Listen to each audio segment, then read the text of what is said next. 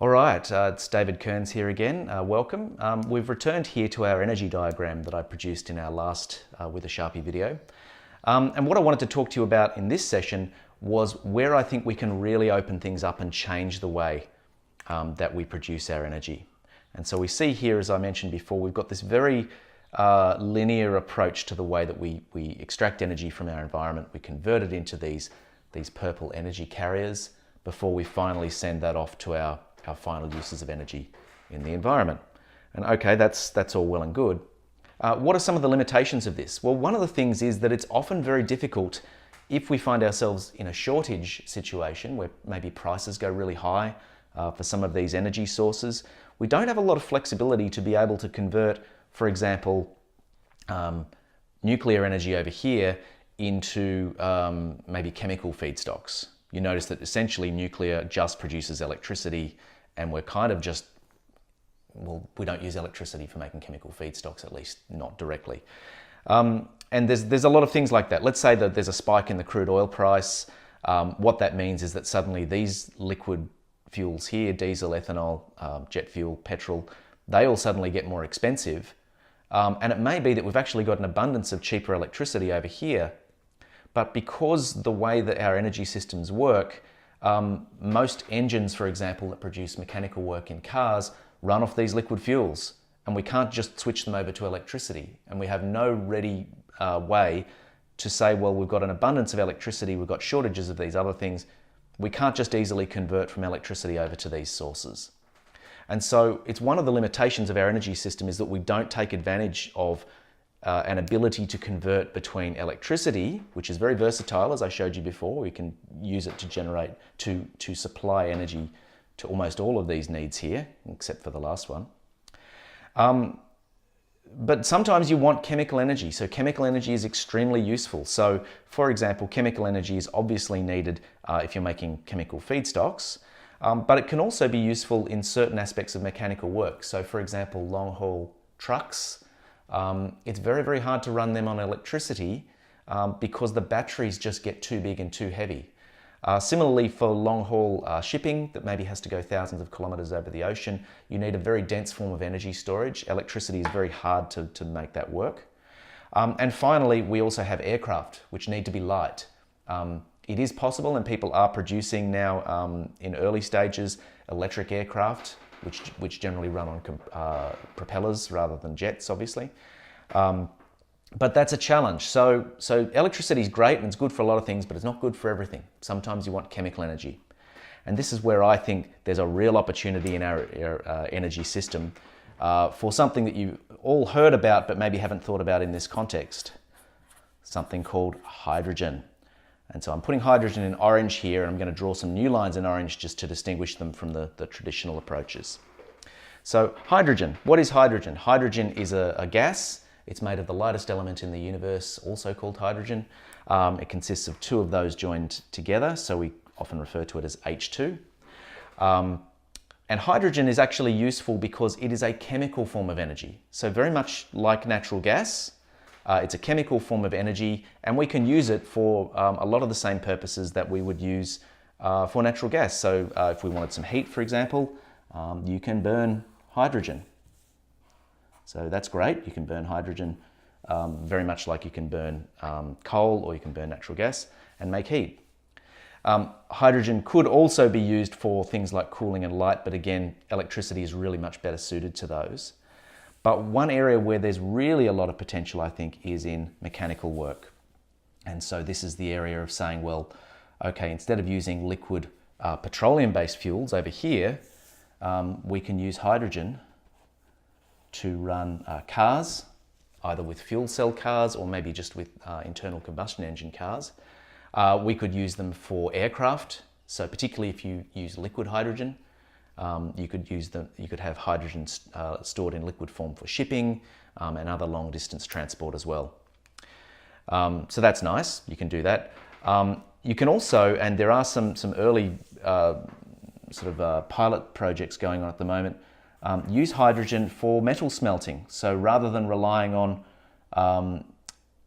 some of the traditional approaches for metal smelting, and I haven't drawn all the arrows for metal smelting, by the way, you can actually use hydrogen as a material to help drive reactions in metal smelting. One of the things I didn't draw before was the line between coal and metal smelting, which is very common. It's getting a bit crowded, so just draw that in your imagination. And of course, hydrogen can be used as a chemical feedstock. So in fact, hydrogen is used all over the place as a chemical feedstock for making lots of chemicals. So a very common one is making ammonia. So ammonia is made from hydrogen, for example. So you see there that hydrogen is actually, in some regards, behaving a little bit like electricity. It's a very versatile form of energy, and it actually plugs a few gaps where maybe electricity isn't so good. So, and it does a few jobs where electricity could also be used. You have two choices. And you sort of say, well, okay, so what? Why is that a better option, or why is that something we should consider? Why should we change from the tried and true options that we have over here? Well, one of the reasons for that is because if you look at these forms of energy down here, our renewables, what we find is that there is generally a very, very strong connection between these renewable forms of energy, solar, wind and hydro in particular, and making electricity. So if we've got solar, wind and hydro, it's very good at meeting the needs that electricity can meet, but it's not so good at meeting the needs where we need a chemical fuel, say for chemical feedstocks. And so sometimes we'd like that flexibility. We'd like to be able to say, well, what if I want to use some of these forms of energy to meet all our needs? What if I would like to back off on how much fossil fuels we use and how much nuclear we use and bump up our levels of use of all of these renewables? Well, one of the things that you can think about is, well, at the moment, the system that we have predominantly makes electricity from solar, wind and hydro, and it generally makes liquid fuels from these biomasses. And it generally makes electricity from geothermal as well. So we've got this limitation. So what do we do about it?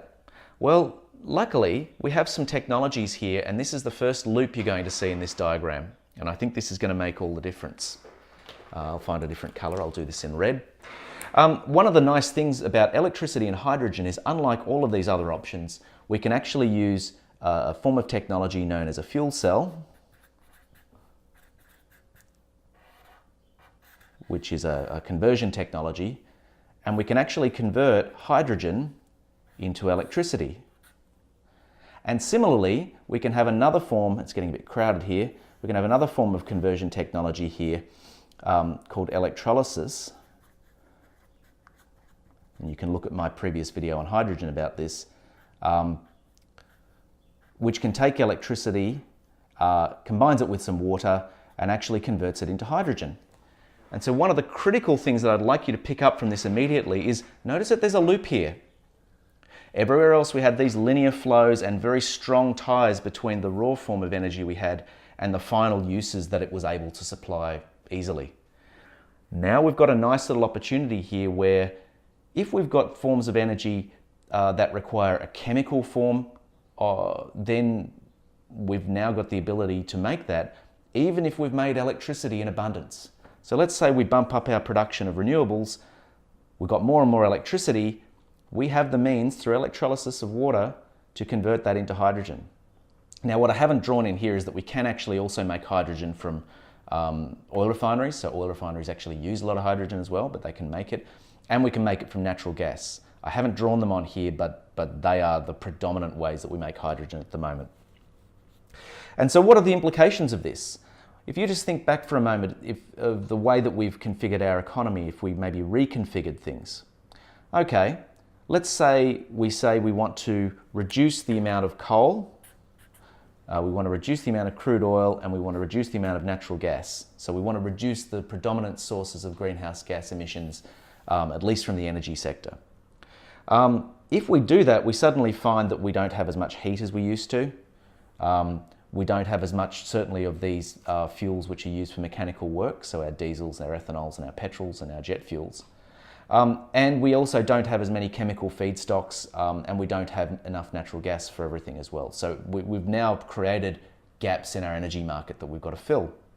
Well, fortunately, although these forms of energy, solar, wind, and hydro, are very, very good at making electricity, we have the option, through converting them to hydrogen first, to then meet the chemical needs, the chemical energy needs that previously have been met mainly through fossil fuels.